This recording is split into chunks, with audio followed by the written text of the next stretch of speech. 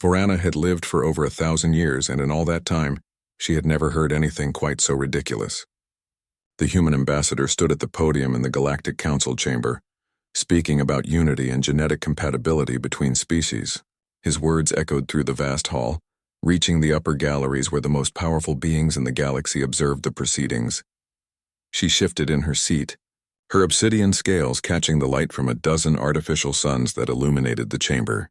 At 40 feet tall, even in her compact humanoid form, Varana dwarfed most of the other council members.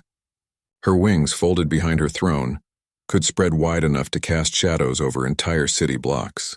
She was the queen of Draconir, ruler of the Titan dragons, and the very idea that this tiny creature was suggesting her people should consider breeding with other species made her want to laugh. So she did. The sound boomed through the chamber like thunder. Delegates from 100 worlds turned to look at her. The human ambassador stopped speaking, his face reddening. Varana rose from her throne, her movements deliberate and graceful despite her size. "Forgive me," she said, though her tone carried no apology, "but I find this proposal amusing. You speak of genetic compatibility as though all species are equal, as though the blood of Titan dragons perfected over millions of years should mingle with creatures who barely live a century." Murmurs rippled through the chamber. Some delegates nodded in agreement. Others shifted uncomfortably. The human ambassador remained at the podium, and Varana noticed he did not look away from her gaze. That was unusual. Most beings could not meet her eyes for more than a few seconds. "Your species is fascinating," Varana continued, descending the steps from her elevated platform. Each footfall rang out like a bell. "Humans have achieved much in your brief existence. You have built cities, explored your local space, developed interesting technologies, but you are fragile. Your lives are mere moments compared to ours. You cannot breathe fire. You cannot survive in the vacuum of space. You cannot reshape matter with thought alone."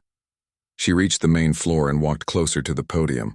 The human ambassador was a small man with brown hair and calm eyes. He wore simple clothes, not the elaborate robes or armor that most delegates favored. A badge on his chest identified him as David Reed, xenobiologist. "Why would any advanced species dilute their bloodline with yours?" Varana asked, stopping a few feet from him. "What could humanity possibly offer that would be worth the loss of our purity?" David Reed looked up at her. He should have been terrified. Most humans trembled in her presence, but his expression showed only curiosity, as though she were an interesting specimen he was studying. He pulled out a small device and began typing notes. "You make valid points," he said quietly. "Titan dragons are physically superior to humans in almost every measurable way. Your lifespan alone gives you an incredible advantage, but I would argue that genetic diversity, not purity, is what drives evolution. Species that isolate themselves eventually stagnate." Varana felt her temper flare. How dare this mayfly lecture her about evolution? Her people had mastered their own genetics before humans had discovered fire.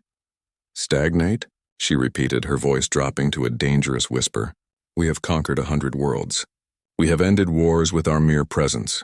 We have technologies that your species could not comprehend if you studied them for 1,000 years. And you suggest we are stagnant?" "I suggest that potential exists in unexpected places," David replied, still taking notes. "Humans have only been spacefaring for 200 years, yet we have already made contributions to galactic society. Our medical advances have saved millions across various species. Our diplomatic frameworks have prevented conflicts. Our curiosity drives us to explore what others consider impossible."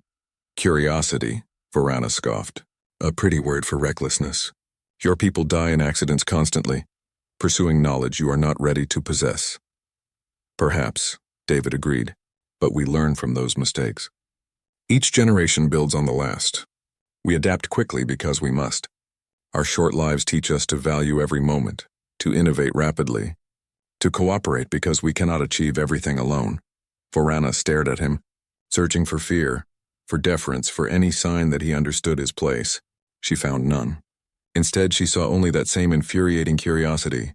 He was studying her reactions, analyzing her words, treating her like a research subject rather than a being who could incinerate him with a thought. "You are either very brave or very foolish," she said. "Probably both," David admitted with a slight smile, "but I stand by my research. Cross-species relationships, whether friendship or something more, create opportunities for growth that isolation cannot provide. I am not suggesting any species abandon their identity. I am simply saying that there is strength in diversity, in learning from one another, in combining different perspectives and abilities. Varana turned away from him, addressing the entire council now. Let me be clear. The Titan dragons will never participate in such experiments. Our bloodline is sacred. We have no need for the genetics of lesser species. No matter how charming their philosophies might sound, we are perfect as we are. Her court, seated in the galleries above, erupted in applause. The other delegates responded with mixed reactions, some supportive, others clearly disapproving. Varana returned to her throne, satisfied that she had made her position absolutely clear. The rest of the council session passed in a blur of tedious debates about trade routes and border disputes. Varana paid little attention.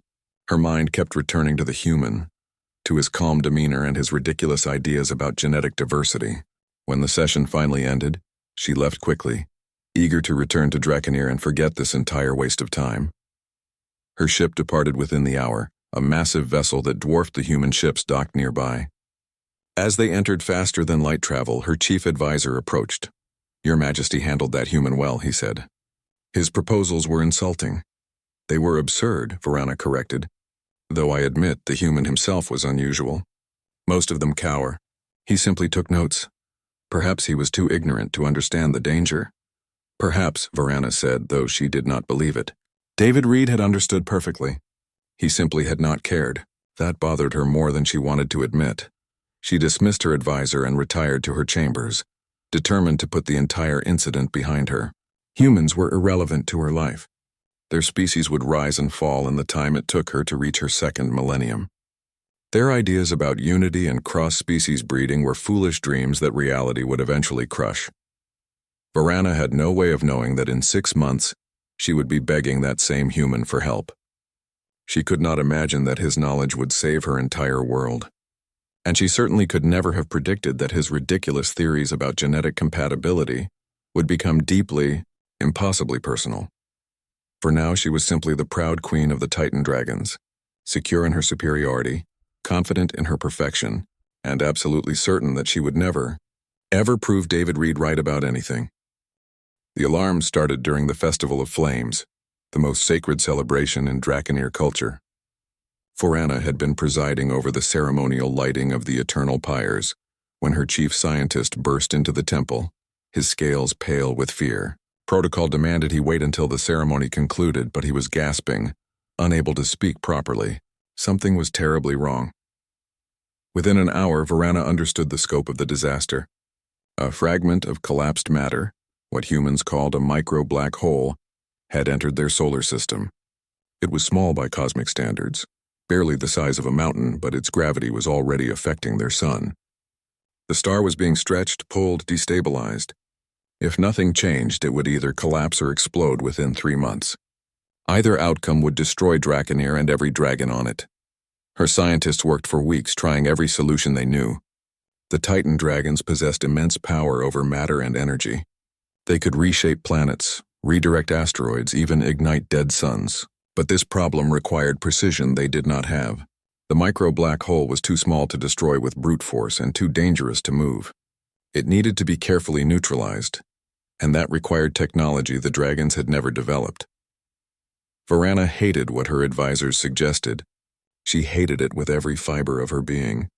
But she had no choice. 3 weeks after the crisis began, she arrived at the human research station orbiting Earth's moon. Her ship docked carefully, its size making the human station look like a toy. She had brought only a small escort, not wanting to appear weak by arriving with an army, but not willing to come completely alone either. The station director met her personally, a nervous woman who could barely speak in Varana's presence. But she managed to lead them through the narrow corridors to the research laboratory, where David Reed was waiting. He looked the same as he had 6 months ago, still wearing simple clothes, still carrying that calm expression. When Varana entered the lab, he set down the tablet he had been reading and stood. "Your Majesty," he said, inclining his head slightly. "I was sorry to hear about Draconir's situation. Sorry enough to help?" Varana asked, her voice sharp. Asking for help tasted like poison. Of course, David replied immediately. Though I should tell you up front, this is experimental. We have tested stellar stabilization technology on dead stars, but never on one affected by a gravitational anomaly like this. There are risks. Doing nothing guarantees death, Varana said. Risks are acceptable. David nodded and gestured to the holographic display in the center of the lab. A model of Draconir's solar system appeared, with the micro-black hole highlighted in red. We will need to work closely together. The stabilization device requires constant adjustment based on readings from your sun. Your scientists understand stellar mechanics better than ours, but we have the technology to implement solutions. Then let us begin, Varana said. The first week was torture. Varana was used to commanding, not collaborating. She issued orders and expected immediate obedience. David, however, questioned everything. If she suggested a course of action, he asked why. If she made an assumption, he wanted data to support it. At first, she thought he was being insubordinate. Then she realized he did the same thing to his own team. He was not defying her. He was ensuring accuracy. They worked 18 hours a day, taking brief breaks only when absolutely necessary. The human station was not built for someone of Varana's size, so she had to remain in her smallest form, barely 12 feet tall, which was uncomfortable for extended periods. The food was wrong, the air was too thin, and the constant presence of fragile humans made her nervous. One careless movement could kill someone. But slowly, despite her discomfort, Varana found herself respecting David's methods. He never wasted time on flattery or politics. He focused entirely on solving the problem. When he did not know something, he admitted it without shame. When he made a mistake, he corrected it immediately. He treated her as an equal partner in the work, not as a superior or inferior being, just as someone with different knowledge and skills. The breakthrough came in the second week. One of David's assistants discovered that the micro-black hole was not stable. It was slowly evaporating through a process called Hawking radiation. This meant they did not need to destroy it or move it.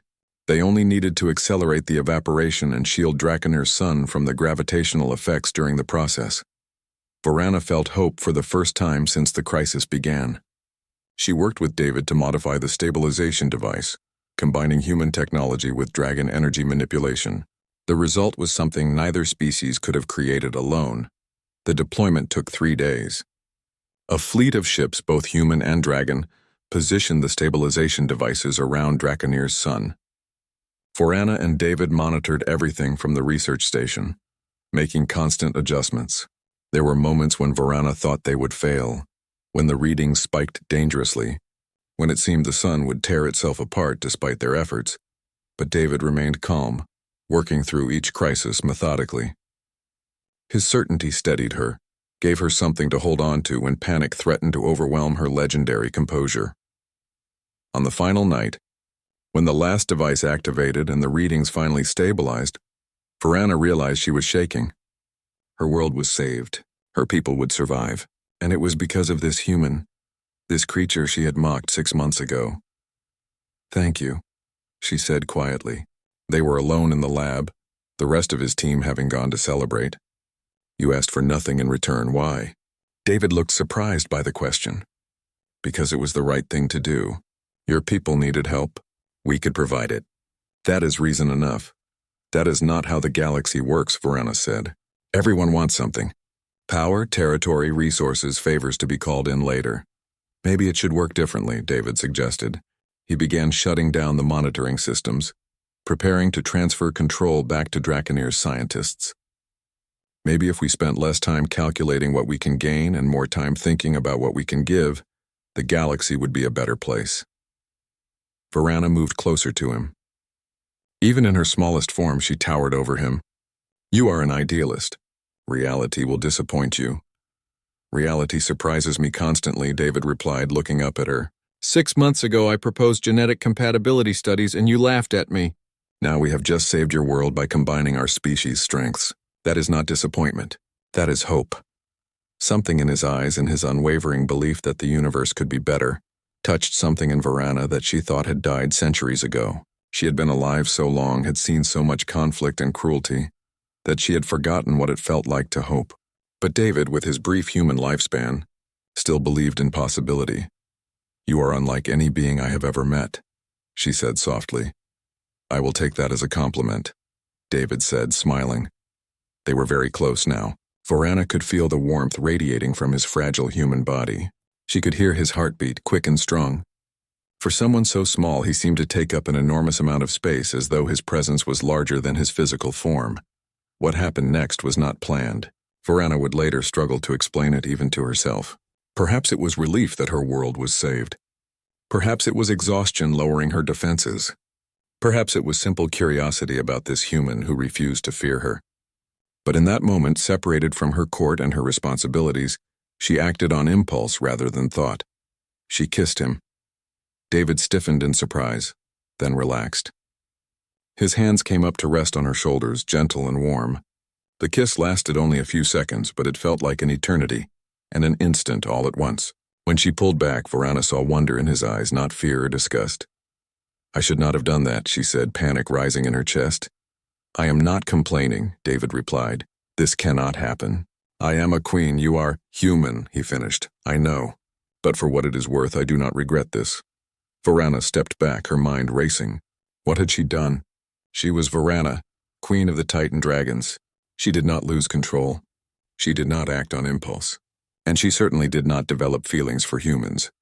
You will speak of this to no one, she commanded, her voice harsh. If that is what you want, David agreed. And she hated how understanding he sounded. You will never come to Draconair again. This debt is paid. We are finished. She left the lab before he could respond, fleeing to her ship. Within hours, she had returned to her homeworld, to her palace, to her proper place. She told herself that the incident meant nothing, that it was a momentary weakness brought on by stress. She issued a royal decree that David Reed's name was not to be spoken in her presence. But late at night, alone in her chambers, she remembered the warmth of his hands and the hope in his eyes. She told herself to forget, but memory did not obey commands, not even from a queen. 4 months after saving Draconair, Varana woke to nausea so intense she could barely stand. This had never happened before. Titan dragons did not get sick. Their bodies were perfect, immune to disease, capable of healing from almost any injury. Yet here she was, stumbling to her private bathroom, retching until her stomach was empty. Her personal physician arrived within minutes, summoned by concerned guards who had heard their queen in distress.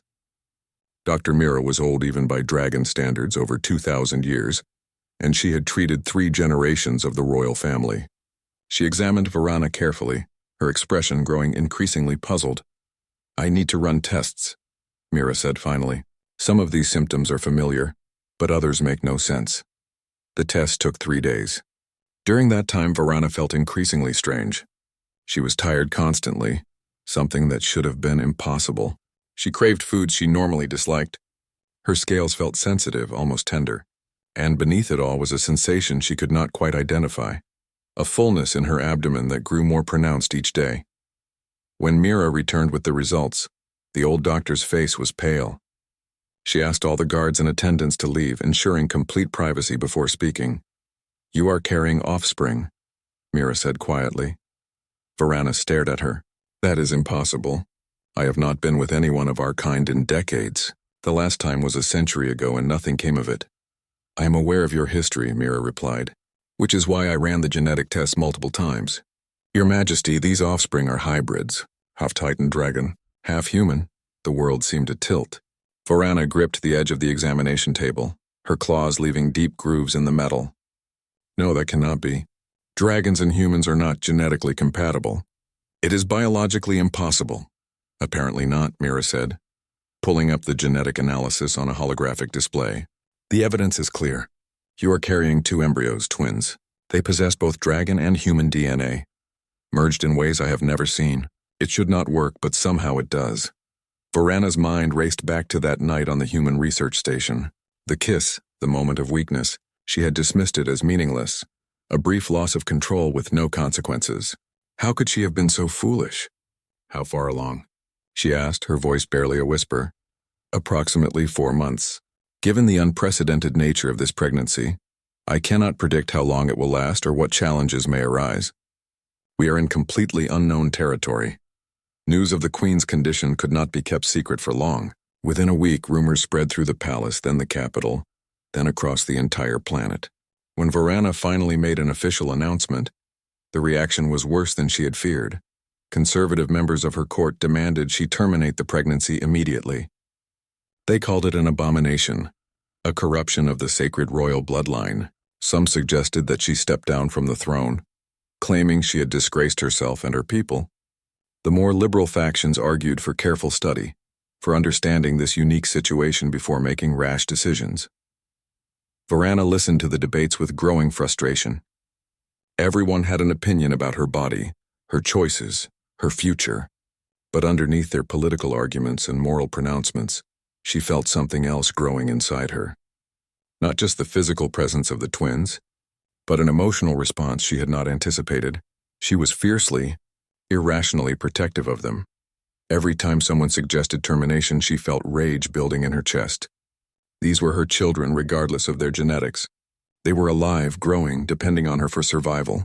The thought of ending that life made her physically ill, but she needed help. Dr. Mira had been honest about the dangers. A pregnancy between two species that had never successfully interbred before could go wrong in countless ways. They needed information about human genetics, about human fetal development, about how these two different biological systems might interact. They needed David. Varana resisted for 2 weeks, her pride fighting against necessity. Then the pain started, sharp stabbing sensations in her abdomen that left her gasping. Mira examined her again and delivered worrying news. The twins were developing at different rates. One had more dragon characteristics and was growing faster. The other was more human and smaller. The size difference was creating complications. With no other choice, Varana authorized a message to be sent to David Reed. She did not write it herself, could not bring herself to ask him directly. But the message made the situation clear. She was carrying his children, and she needed his help. He arrived at Draconir 3 days later. Varana received him in her private medical suite, rather than the throne room. She did not want this meeting to be public, did not want to endure the stares and whispers of her court. When David entered, she was sitting on an examination table, her hand unconsciously resting on her abdomen. He looked older than she remembered, though only 4 months had passed. Perhaps the stress of their last meeting had aged him, or perhaps she was simply seeing him more clearly now. He carried a bag full of medical equipment and data files. "Your Majesty," he said, and his voice was gentle, free of judgment. "Do not call me that right now," Varana replied, her voice tight. "I am not a queen in this moment. I am simply someone who made a terrible mistake and needs help." David set down his bag and moved closer. "May I?" he asked, gesturing to her abdomen. She nodded, and he carefully placed a human medical scanner against her scales.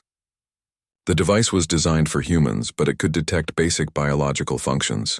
He studied the readings, his expression thoughtful. "Twins," he said softly. "That is remarkable." "Remarkable is one word for it," Varana said bitterly. "Disastrous is another. My court thinks I have disgraced the throne. Half of them want me to destroy the pregnancy. The other half wants to study it like an experiment. And her voice broke, "I do not know what to do." David looked up at her, meeting her eyes. "What do you want to do?" No one had asked her that. Everyone had told her what she should do, what was proper, what was politically wise, but no one had simply asked what she wanted. "I want to keep them," she admitted, the words tumbling out. "I know it is foolish. I know they will complicate everything. But when I think about ending this pregnancy, I feel like I am dying inside. They are mine. I made them even if I did not intend to, and I cannot destroy them." "Then we will do everything possible to help them survive," David said firmly. "I brought all the data we have on human fetal development. Dr. Mira and I will work together to monitor both you and the twins." "We will adapt as needed. You are not angry?" Varana asked. "I banished you from Draconir. I told myself that night meant nothing." "I am not angry," David replied. "I am concerned and I want to help. These are my children too, and I will do whatever is necessary to ensure they are born healthy." Over the following weeks, David and Mira established a routine. They examined Varana daily, tracking the twins' development, adjusting her diet and supplements to accommodate both dragon and human nutritional needs. David told her about human pregnancy, about the milestones to expect, about the ways human fetuses developed. In return, Varana found herself talking to him about things she had never shared with anyone. Her fears about being a mother, her doubts about her fitness to rule, her growing realization that everything she had believed about species superiority was wrong.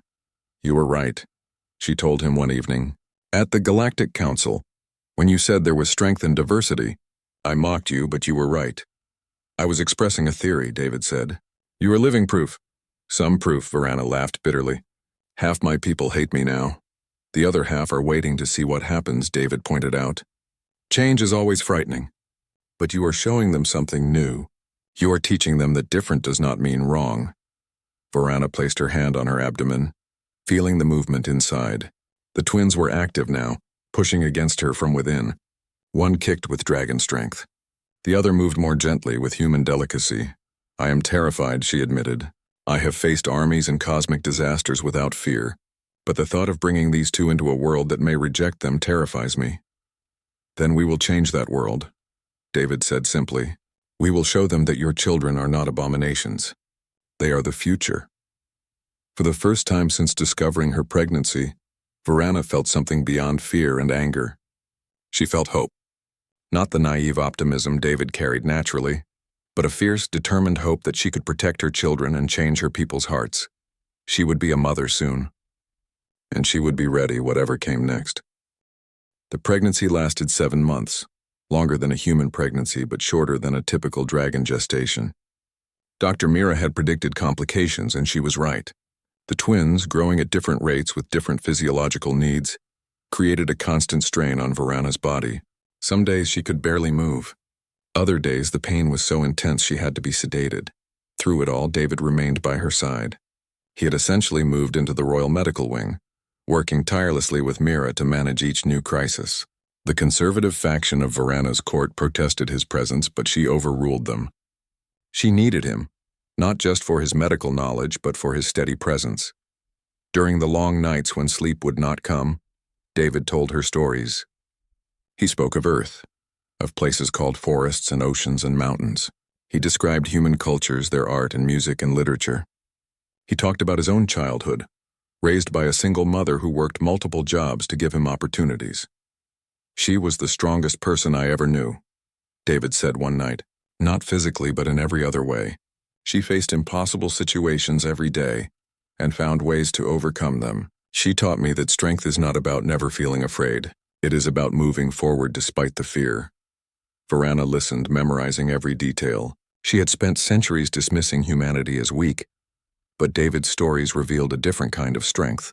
Not the raw power of dragons, but the resilience to endure, to adapt, to survive against overwhelming odds. "Your mother sounds remarkable," Varana said. "I wish I could have met her." "She passed 5 years ago," David replied quietly. "But she would have liked you. She always said that pride was just fear wearing armor." The words hit Varana like a physical blow. How much of her arrogance had been pride, and how much had been fear? Fear of change, fear of being wrong, fear of losing what made her people special? The contractions started during a diplomatic meeting. Varana was attempting to maintain normal royal duties, trying to show her court that the pregnancy had not made her weak. She was in the middle of negotiating a trade agreement when pain lanced through her abdomen, so intense she gasped. The meeting ended immediately. Guards helped her to the medical wing where Mira and David were waiting. The doctor's examination confirmed what Varana already knew. The twins were coming, and they were coming now.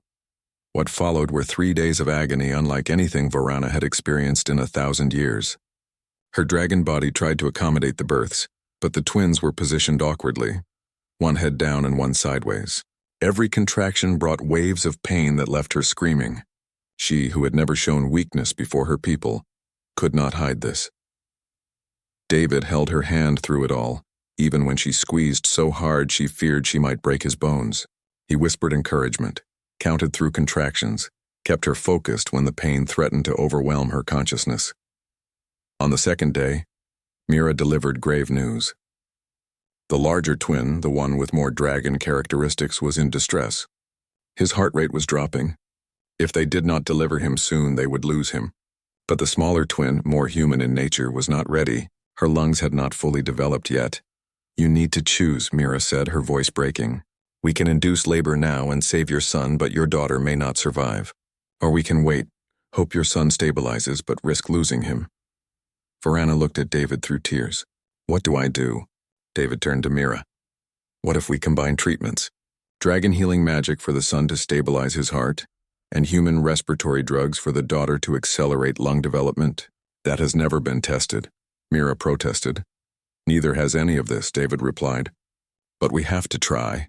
They worked through the night, David administering carefully calculated doses of human medication, while Mira channeled healing energy into Varana's womb. It was a desperate gamble, combining two completely different medical approaches with no idea if they would conflict or complement each other. But somehow, impossibly, it worked. The son's heart rate stabilized. The daughter's breathing indicators improved. When dawn broke on the third day, Mira announced they could attempt delivery. The birth itself was a blur. Varana was beyond exhausted, running on pure determination. She felt David's hand in hers, heard Mira's instructions, pushed when told to push. There was pain, so much pain. But underneath it was a fierce need to bring her children into the world alive. The first cry pierced the air like a bell. The boy came first, emerging with a shock of silver scales and eyes that were startlingly human in shape. Mira cleaned him quickly, checked his vitals, then placed him in David's arms because Varana was too weak to hold him yet. He is perfect, David said, his voice full of wonder. Varana, he is perfect. The girl came minutes later, smaller and more fragile. Her skin was human soft, but tiny wings folded against her back, delicate and translucent. Mira worked quickly, stimulating her breathing, and finally, a second cry joined her brother's. When both twins were stable, Mira placed them on Varana's chest. She looked down at them, these impossible children, and felt her entire world shift. They were so small, so vulnerable, and so utterly, completely hers. Hello, she whispered. I am your mother. The boy, whom she named Leo, had silver scales that caught the light like polished metal. But his eyes were brown and warm, unmistakably human. He gripped her finger with surprising strength, and his wings, when he stretched them, were smaller than a full dragon's but more flexible. The girl, Stella, had human features but with a luminous quality that seemed to come from within. Her wings were different from Leo's, more delicate but somehow more graceful. When she opened her eyes, they glowed with a soft golden light. David leaned in, studying his children with the same careful attention he gave everything. They are incredible. Look at how the genetics merged. The scales on Leo are different from typical dragon scales, more flexible. And Stella's wings, they have a bone structure unlike anything I have seen.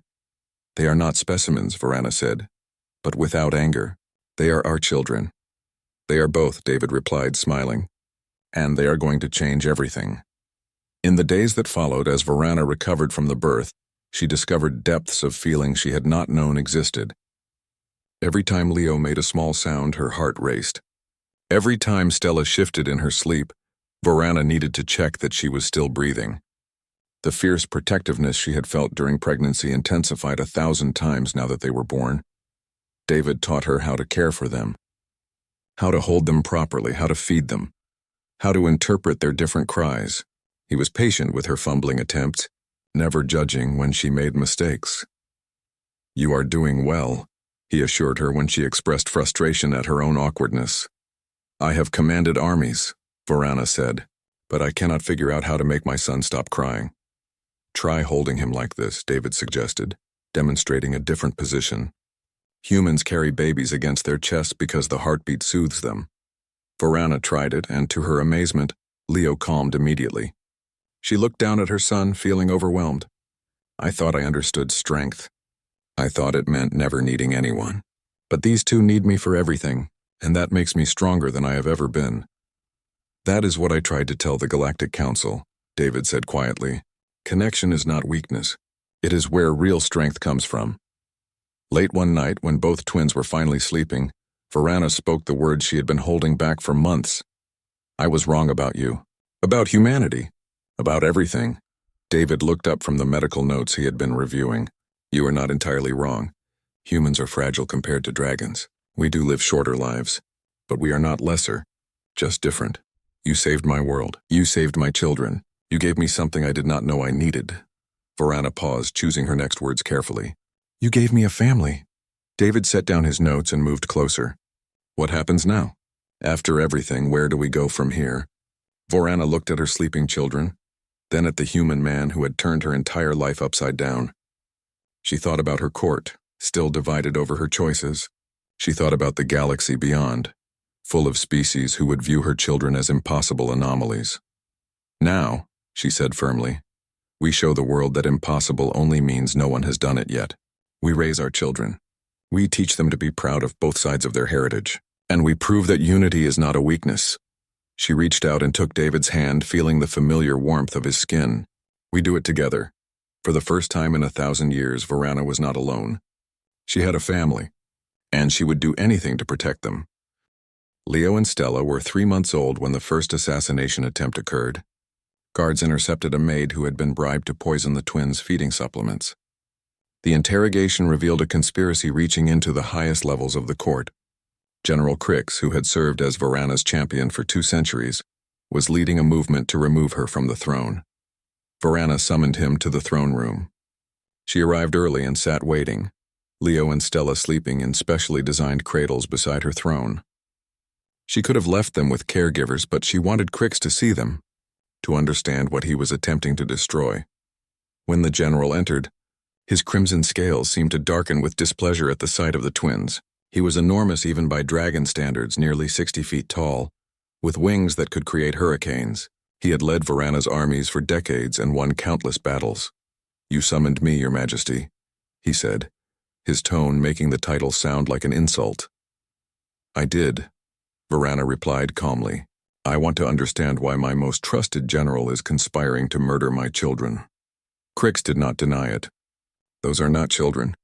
They are abominations. Half-breeds that corrupt the sacred bloodline of our people. You were the greatest queen in our history, and you have reduced yourself to breeding with animals. Careful, Vorana said, her voice dropping to a dangerous whisper. You speak of the father of my children. I speak truth, Crix insisted. Look at what you have become. You spend your days caring for these creatures instead of ruling. You allow a human to live in the royal palace. You have made us a laughingstock across the galaxy. I have shown our people that we can evolve, Vorana countered, that we do not have to remain locked in old ways. Evolution? Crix laughed harshly. You call this evolution? I call it devolution. Your children are weak. They will never match the power of pure dragons. And if they sit on the throne after you, our entire species will be diluted into nothing. My children are 3 months old, Vorana said. You cannot possibly know what they will become. I know enough, Crix replied. And I am not alone. Many agree with me. We will not allow this corruption to continue. He turned and left before Vorana could respond. She sat on her throne, feeling cold despite the warmth of the palace. She had known there was opposition, but she had underestimated its depth. Crix was popular among the military. If he rebelled openly, others would follow. David found her there an hour later, still sitting motionless while the twins slept beside her. He took one look at her face and knew something was wrong. What happened? He asked. Crix is going to move against us, Vorana said. Soon. He believes he is saving our species by removing me and killing our children. David paled. We need to increase security, strengthen the palace defenses. That will only delay the inevitable, Vorana said tiredly. Crix is the finest military mind on Draconir. If he attacks, he will find a way through any defense. Then what do we do? Vorana looked at her sleeping children. We fight, and we win, because the alternative is unthinkable. The attack came during the Festival of Renewal, when most of the palace staff was busy with preparations. Crix chose his moment well. Explosions rocked the eastern wing, drawing guards away from the royal quarters. Then his forces struck the heart of the palace, moving with military precision. Vorana was in the nursery when the alarm sounded. She scooped up Leo and Stella, holding them close as she ran toward the secure chamber deeper in the palace. David followed, along with Dr. Mira and a handful of loyal guards. They almost made it. Then Crix himself appeared, blocking their path. His massive form filled the corridor, wings spread wide, fire already gathering in his throat. Stand aside, Your Majesty, he commanded. This does not have to end in your death. Give me the abominations and go into exile. I will spare you for the sake of your past service.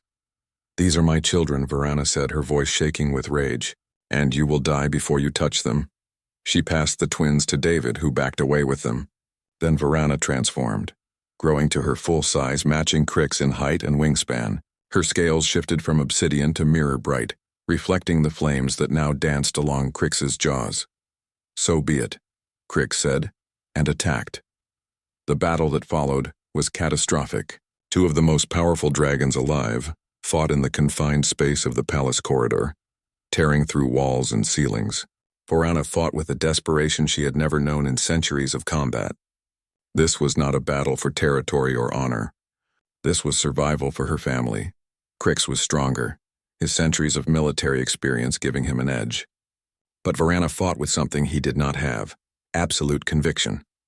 Every blow she struck was for Leo and Stella. Every time Crix pushed her back, she thought of their tiny hands, their trusting eyes, their right to exist.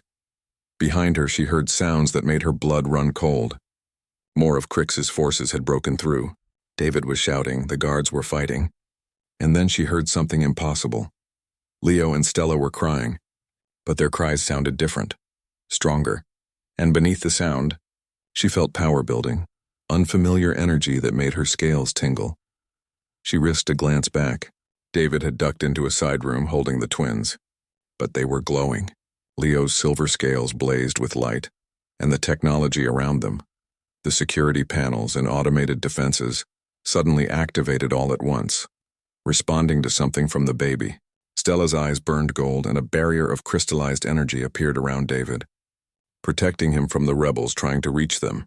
The twins, barely 3 months old, were defending themselves. Crix saw it too, and his expression shifted from confidence to uncertainty. What are they? They're the future, Varana snarled and struck with everything she had. The blow caught Crix off guard. Varana's claws raked across his chest, drawing blood for the first time in the fight. He stumbled backward, and she pressed her advantage, driving him away from her children. Other loyal guards arrived, drawn by the sounds of combat. The tide began to turn. Crix's forces, seeing their leader wounded and the impossible display of power from the hybrid twins, began to falter.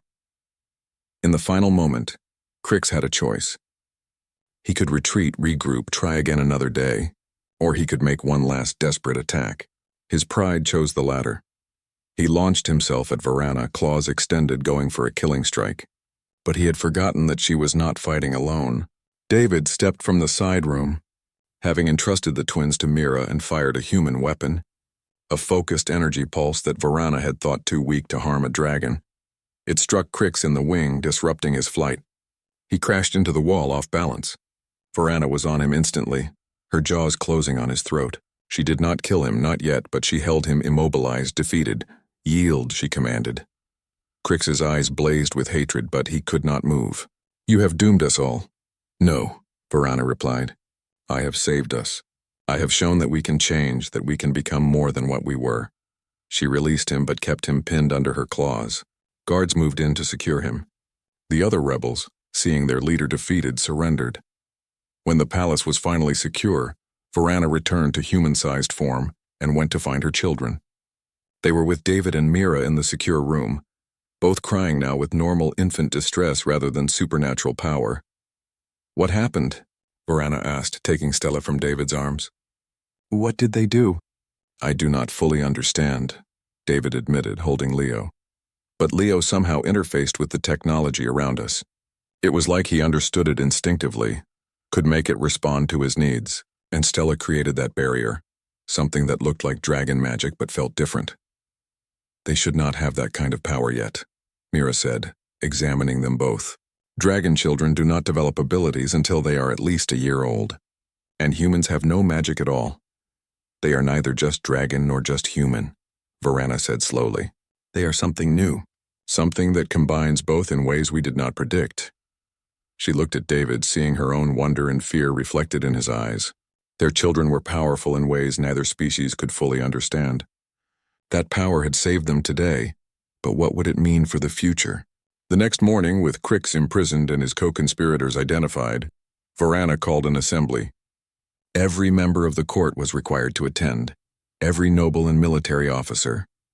They gathered in the great hall, thousands of dragons watching as their queen took the throne with her human consort beside her, and her hybrid children in their cradles before her. Yesterday, some of you tried to kill my family, Varana began, her voice carrying through the hall. You believed my children were abominations that would weaken our species. But yesterday, those same children, barely 3 months old, displayed powers that none of you possess. They combined technology and magic in ways our species has never achieved. They created defenses that saved not just themselves but dozens of loyal guards. She stood, holding Leo in her arms while David held Stella. My children are not weaker than pure dragons. They are different, and that difference makes them stronger. It gives them capabilities we never imagined. This is what I'm offering our people, she continued. Not dilution of our bloodline, but expansion of our potential. Not weakness, but new forms of strength. The galaxy is changing. Species that cling to isolation will be left behind, but those that embrace evolution, that learn and adapt and grow, they will thrive. She paused, letting her words sink in. I understand your fear. Change is frightening, but I am asking you to trust me. Trust that I know what is best for our people. Trust that these children represent not our ending, but our beginning. Silence filled the hall. Then slowly one dragon stood in acceptance. Then another. And another. Not all of them, not even a majority. But enough. Enough to give her hope that change was possible. 5 years passed. The scars from the rebellion faded from the palace walls, but the changes it sparked continued to reshape Draconeer society. Varana watched those changes with satisfaction and occasional frustration, learning that transformation was never as simple as issuing royal decrees. She stood now in what had once been an empty courtyard and was now the first joint human-dragon research institute. Scientists from both species worked side by side, studying everything from medicine to engineering to the unique properties of hybrid genetics. The building itself represented collaboration, designed by human architects and dragon craftsmen to accommodate both species comfortably. Leo and Stella played in the courtyard garden, under the watchful eyes of their guards. At 5 years old, they looked like children of 7 or 8 by human standards. Their hybrid genetics accelerated some aspects of their development, while slowing others. Leo had grown tall, his silver scales now covering most of his body, but he still preferred human clothing and moved with human grace rather than dragon power. Stella remained smaller and more delicate, her wings having grown large enough that she could glide short distances, though true flight still eluded her. Mother, look, Leo called out, holding up a small device he had been tinkering with.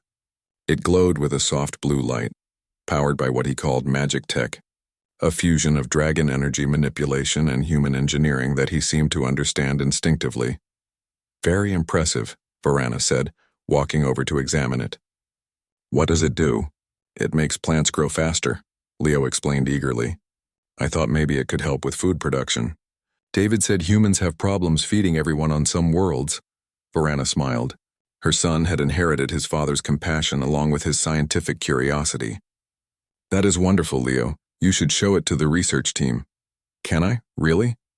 When Varana nodded, Leo rushed off toward the institute building, his excitement making him forget his usual careful dignity.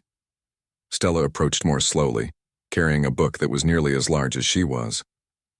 I have been reading about the old wars, she said. Before humans and dragons knew each other. Did we really fight over territory that much? We did, Varana admitted. Dragons believed that power gave us the right to claim whatever we wanted. That seems stupid, Stella said bluntly. Varana laughed. Yes, it does. But it took me a very long time to understand that. David joined them, looking tired but satisfied. He spent most of his time at the institute now, coordinating research projects and mentoring young scientists from both species. Gray streaks had appeared in his hair, reminding Varana painfully of his shorter lifespan. Humans age so quickly compared to dragons. David was only 37, barely past youth by dragon standards, but he was approaching middle age by his own species measure.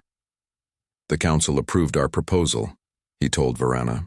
We will establish 3 more joint research facilities on other worlds, and the human government has agreed to send more scientists to Draconeer.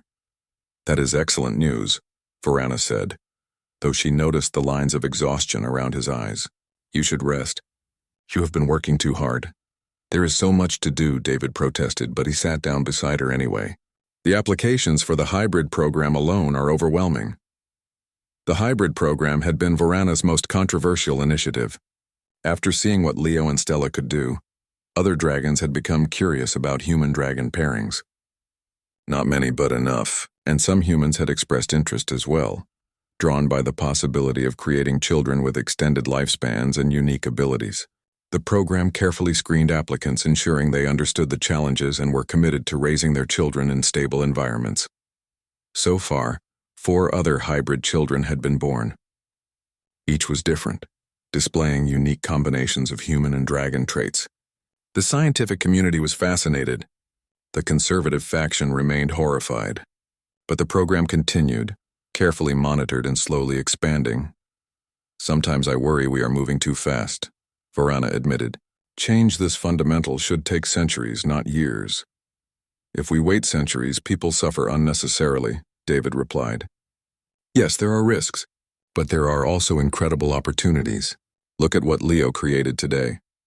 That device could reduce famine on a dozen worlds. Stella has been teaching dragon children human concepts of empathy and cooperation. They are 5 years old and they are already making the galaxy better. They are remarkable, Varana agreed, watching her children. Leo had returned from the institute and was now explaining his device to Stella, who listened with intense focus. But they did not choose to be symbols of a new era. That burden was placed on them by our choices. All children inherit the consequences of their parents' choices, David said, but we can give them tools to handle those consequences. Education, support, love, they will be fine. Varana leaned against him, taking comfort in his solid presence. What about you? Will you be fine? David understood what she was really asking. I am human. I will age faster than you. I have perhaps 40 or 50 years left if I am lucky. But we knew that from the beginning. Knowing and accepting are different things, Varana said quietly. I will lose you in what feels like a moment of my life. And then I will have to continue for centuries without you. Then we make every moment count, David replied. We build something that lasts beyond both of us. The institute, the hybrid program, the cultural exchange, all of it will continue after I am gone. And you will have Leo and Stella. They will carry forward what we started. Movement at the garden entrance caught Varana's attention. A delegation of human ambassadors had arrived along with several dragon nobles. Among them was Lady Sora, who had been one of Crix's supporters during the rebellion but had gradually changed her stance over the past 5 years. Your Majesty, Sora said, approaching with proper respect. We have news from the outer colonies. The joint human-dragon settlement on Andros Prime has succeeded beyond projections. They are requesting approval to expand. That is wonderful, Varana said. Approved. What else? There have been requests from other species, one of the human ambassadors added. The Avian Federation and the Aquatic Collective both want to establish similar exchange programs with humans and dragons. They see what we have accomplished and want to participate. Varana considered this. We can discuss it at the next council meeting. For now, focus on consolidating what we have already started. After the delegation left, Stella approached her mother with a serious expression. Mother, some of the dragon children at school said I am not a real dragon because I am half human. They said I do not belong anywhere. Varana felt anger rise in her chest, but she forced herself to stay calm. What did you say to them? I said I belong everywhere, Stella replied. I am part of 2 worlds, so I have twice as many places to call home. Was that wrong? Varana pulled her daughter into a hug, careful of the delicate wings. That was exactly right. You are not less because you are hybrid. You are more. Never forget that. I won't, Stella promised. Then, with the quick mood changes of a 5-year-old, she ran off to join Leo in whatever experiment he was conducting now. She is so much like you, David observed, strong and stubborn and absolutely certain of her own worth. She is also like you, Varana countered, kind and curious and able to see the best in others. They sat in comfortable silence watching their children play. Around them, the institute buzzed with activity. Scientists moved between buildings, sharing discoveries. Students of both species attended lectures together. It was not perfect. There were still arguments, misunderstandings, and occasional incidents of prejudice. But it was progress, real and measurable. 10 years later, when Leo and Stella were 15, Varana stood before the Galactic Council once again. This time she was not alone. David was beside her, now graying and slower but still sharp-minded. Leo and Stella flanked them, No longer children, but young adults ready to speak for themselves. We come before you today to present evidence of what hybrid partnerships can achieve, Varana began. Over the past 15 years, human-dragon collaboration has produced technological advances, medical breakthroughs, and cultural understanding that neither species could have achieved alone. Leo stepped forward, projecting holographic data. My sister and I have been studying the unique properties of hybrid genetics. We have discovered that hybrid individuals do not just carry traits from both parent species. We actually synthesize new capabilities that neither species possesses independently. For example, I can interface with technology in ways that pure humans cannot, using abilities derived from dragon energy manipulation. Stella can create crystalline structures that are stronger than any material either species can produce separately. But this is not just about us, Stella added.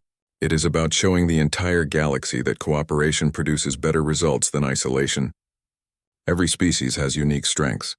When we combine those strengths instead of competing, everyone benefits. The presentation lasted 2 hours. They showed data on increased crop yields from magic tech farming, medical treatments that combined human pharmaceutical knowledge with dragon healing magic, and architectural innovations that merged construction techniques from both species.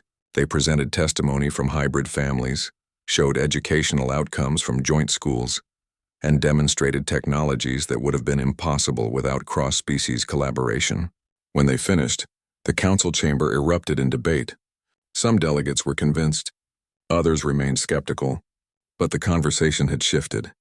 No one was laughing now, as they had 15 years ago when David first proposed genetic compatibility studies. After the session ended, Varana found a quiet observation deck overlooking the council station. David joined her there, moving more carefully now, his joints stiff with age. "We did it," he said softly. "Not everyone is convinced, but we changed the conversation. That is more than I hoped for 15 years ago." "You were right," Varana said. "About everything.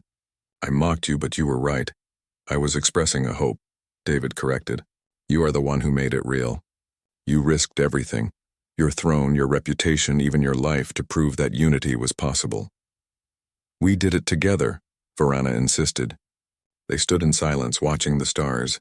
Ships from dozens of worlds moved through the space around the council station. Among them were the first joint human-dragon vessels, their designs incorporating elements from both species, crewed by mixed teams.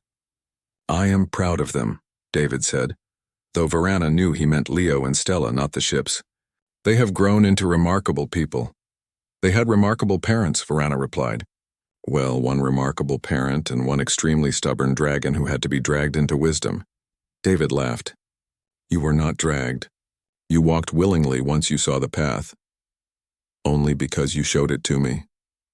Many years later, after David had passed peacefully in his sleep at the age of 73, Varana stood on a new world. It was a joint colony, built from the beginning to accommodate multiple species. Humans, dragons, and several other races lived and worked together, their children playing in mixed groups without concern for species differences. Leo ran the largest magic tech research facility in the galaxy. His inventions had revolutionized agriculture, medicine, and energy production.